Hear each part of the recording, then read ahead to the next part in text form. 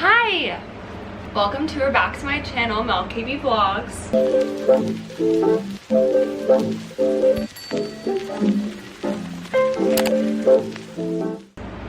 It is so hot in New York right now. I am sweating. I literally have a fan on me here and my air conditioner, and I'm still dripping with sweat, so ew. That's what's happening. I feel like I need lip. Gorge. Okay, so today I'm doing my Q&A on how I got this studio apartment in the Upper East Side. I don't know if I should start off just telling you or just look at the common questions that I got. I have my big iPad here. So the main question was, how did you find your apartment? So that is kind of a loaded question in itself, but basically what I did was I started off looking on streeteasy.com. That's the best way to do it. You can customize how many rooms you're looking for, your price, anything else like pets, doorman, and then the area, of course. So you could filter the neighborhoods you want to look at. I was really looking anywhere that was below where I used to live. I wanted to live 96th Street and below, and I was open to anywhere in Manhattan. So I was finding a lot of good things on there, but the one problem I was coming across was I wasn't getting answers from the people I was reaching out to. I would say 50-50. So I went to a few apartments myself, and funnily enough, this apartment was, I think, one of the first apartments that I viewed. And it was one of the first ones. I was like, yeah, it's good, but let's see what else is out there. So the reason I kind of skipped out on this apartment was because, so on StreetEasy they advertise the net rent and the gross rent. So the gross rent is how much the rent is per month. The net rent is if they are offering a few months free, what that mathematically comes out to be. So for example, my apartment, the gross rent is $1,620 and the net rent is $1,330 with the amount of months they gave me for free. But so I came to view this apartment, and then they were like, so you can't pay the net rent per month. You have to pay the gross rent, and then the last 2 months of your lease are free. Or I think for me it's 2.5, I forget. But I was like, damn, so really that's me paying $1,620 a month. And then I get to look forward to having a few months free, but still, I was like, ugh, hate that. So I said no. Then I got a realtor. Her name is Carly. She's actually an actor as well. You may have seen her in Hamilton, lots of other stuff. She's wonderful, wonderful performer, wonderful person. So I reached out to her. We had a few days where we looked at apartments all day long. There was one day where there were 3 apartments that I loved. We put in an offer for the first one, somebody beat me to it, and then the next 2 we were about to put offers in, then they were snagged. So it was going fast, super fast. And at this point, I was trying to move before my niece was born because I needed my parents' help with moving. They have a lot of stuff at their house, and they're just really great at helping. So I was trying to do it before my niece was born. My niece was born, she was due May 3rd, and I was looking, this was the beginning of April. So suddenly I'm looking, I'm putting in offers, or I'm about to put in offers, and things are getting snagged, and I was getting anxious. And Carly was amazing. She just kept trying to find me places. Then I also noticed that the prices were starting to creep up a little bit. And I also noticed that most places were making you pay the gross rent and not the net rent. So I was like, damn it, what do I do? So one day after a nervous breakdown, I got an email from the realtor from this apartment, and he was like, hey, I don't know if you're still looking, but that apartment you viewed, it's still available. Well, there was this apartment, and then in the building next door there was an identical one. So when they were doing viewings for both apartments, they just did one of them. So I think one of them rented, and then they still needed this one rented. So I was like, you know what? Yeah, like, let's just put in the application. Because I knew I loved it, and my boyfriend, he kept saying that this was the apartment. He was like upset that I passed up on it in the first place. So when I told him, the realtor reached back out, he was like, that's a sign, you should do it. So yeah, we put in the application, and I just decided, I was like, you know what, living alone, living in this area, so many things on my list really like checked off to make paying this net rent worth it.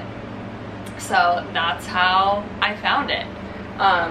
I definitely would recommend working with a realtor. I do think working alone kind of can be really difficult, but technically in the end, my realtor wasn't the one who got the apartment for me.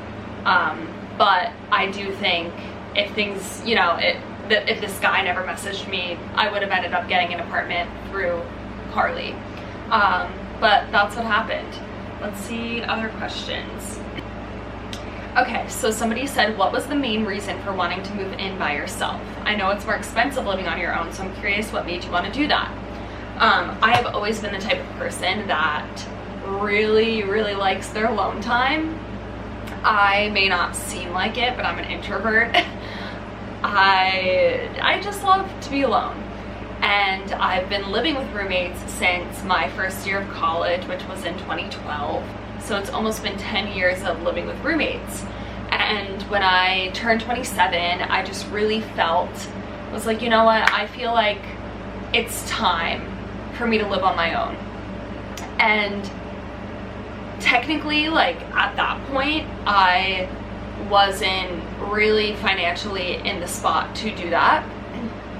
But I know myself, and I'm the type of person where I'll make it happen. I'll do whatever I need to do to make it happen if it's something I really want. So I just think perks of being alone for me are, number one, being able to make your breakfast without pants on. A+ right there. Being able to just come home and throw your things on the ground and crash on the couch and kind of like get your energy back before you do anything productive. I feel like having roommates, I just would never do that. Being able to cook a lot more, to meal prep, fill my fridge with all of my prepped meals, buy more groceries. That was like a big thing for me. I was sharing a really small fridge with 3 other people in my last apartment. And now, literally the idea of having my own fridge that I could just fill with whatever I want brings me so much joy, like truly so much joy. It's ridiculous. I also am finding that I'm buying food out a lot less more because I'm able to fill my fridge with things that I really love, and also more variety, so I don't get bored of the things I cook as quickly. And it's also more convenient for me to cook in general. Like, I'm not waiting for somebody to be done cooking. I'm not waiting for their dishes to be washed. I can just cook and clean whenever I please, which I find to be really, really nice. I don't know, I feel like that's really it. Other than that, I think mainly just I thrive more in environments where I'm alone. That's just me. So that's why I decided that. And also, I think because my schedule isn't as crazy as it was over a year ago, I'm able to take on more hours at work. I've also found a lot of different small ways to make income, and my current job is paying more than what I had been making before, things like that. So I'm just in a position now where I can make it work, and I have the time flexibility to be putting more energy into making money. I'm not spending my whole day in Pearl Studios trying to be seen at the equity course call of Wicked. You know, there's no auditions right now, and I think even when they do come back, it's going to be slow. So I'm doing pretty well in my current situation. And like I said, I'm the type of person where I will make it work. Yeah, let's see what else.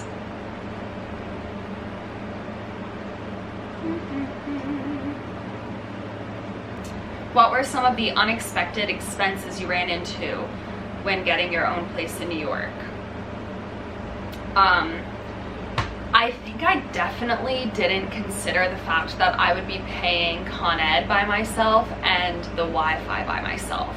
That wasn't something that crossed my mind stupidly until I had the apartment, and then I was like, oh, I have to set both of these things up, which means the bills are solely on me, which was scary. So that was definitely an extra expense that I didn't consider. Other than that, I haven't really found much living on my own, just obviously paying the rent by myself. Yeah, really nothing much else. I think also it was just the situation I was in where most of my furniture I didn't have to buy because I A, already had it, or B, my sisters had it and weren't using it and let me use it. I think the only thing I bought new for this apartment was a rug and like a few small items. So I didn't have to buy too many things to move in here, which was good. Oh, somebody said, because I had a problem with IKEA moving in, I did try to buy this big beautiful wardrobe for my clothes. IKEA was a mess trying to get that delivered. I ended up completely canceling the order. So I did get my money back, and they offered me, I think, a gift card for the future because I rage tweeted them. I think one really important thing to know when you are apartment hunting in New York, especially in the summer months, really just, it depends on how the market is, but when you see an apartment that you're like, this fits the bill, just put in the application, go for it, because things get snagged really, really quickly. Another thing is, don't be afraid to ask for a little bit lower money if they'll let you pay the gross rent, the net rent. Just ask. There's no harm in asking. Like when I was back in touch with these people, I kept being like, is there any way you can let me pay the net rent? They said no, but at least I asked. I also tried to get them to lower the rent a little bit. I think they lowered it by $10 or $20 a month. But there we go, I asked and now I saved a little bit. So don't be afraid to ask. What other advice do I have? I don't know. Another thing to look out for is washer and dryers. If they are in your building, that is amazing. If not, you need to see the closest laundromat, what their prices are, if it's nice, if it's safe. That's really, really important. This apartment does have washer and dryer in the basement, so that's great. And I checked out the room. It was super clean, super great. It's been awesome. My last apartment had it in unit, which is like amazing, but I expected living by myself I wouldn't get that luxury. Other than that, things that I would say to pay attention to are grocery stores that are close by, because that's going to affect how much money you spend per month as well. You know, if it's one of those grocery stores that's like super fancy and specific, those are going to cost more money. I have a D'Agostino right at the corner, and it's like pretty good prices, and that's a great place, even like if I need to run in and just grab a few items and out. It's great. So D'Agostino's are really popular in the city, and then more uptown is like C-Town, Food Town. C-Town, I'm not really a fan of. I think it's a little too expensive. Food Town is all right. If you're near Trader Joe's, jump on that apartment. Truly, if I ever found an apartment that was next to a Trader Joe's, bam, take my money, because Trader Joe's has the best food and it's also the cheapest. Yeah, what else? And then just environment. One indicator for me was the Citizen app, which tells you the crime that goes on compared to your location. So when I was in my old apartment, I would get alerts all the time that was like, woman running around with knife, man chasing pedestrians with a gun, road rage, man driving his car at people on the sidewalk, like just wild things. And it always made me feel really unsafe and ugh. So then when I was searching for apartments here, I barely got any alerts on my phone from that app, and I was like, that is a good sign. So that's another like good indicator of what the area is like. Yeah, I mean, I think that's really it. If you have any other questions, let me know and I'll answer them in the comments. But yeah, it was pretty straightforward how I got this place, and it was a bit stressful, but it all worked out. So I think that's another thing to remind yourself is it's gonna work out. Yeah. Oh, also, when working with a realtor, tell them you only want to see apartments that are no-fee apartments, which means that you don't have to pay the realtor a fee, that the building pays the realtor for getting the apartment. So yeah, that's my last little piece of advice. And that's it. Thank you for watching. I will see you guys next time. I think I'm going to be vlogging next week, so check that out, and I'll see you around. Bye.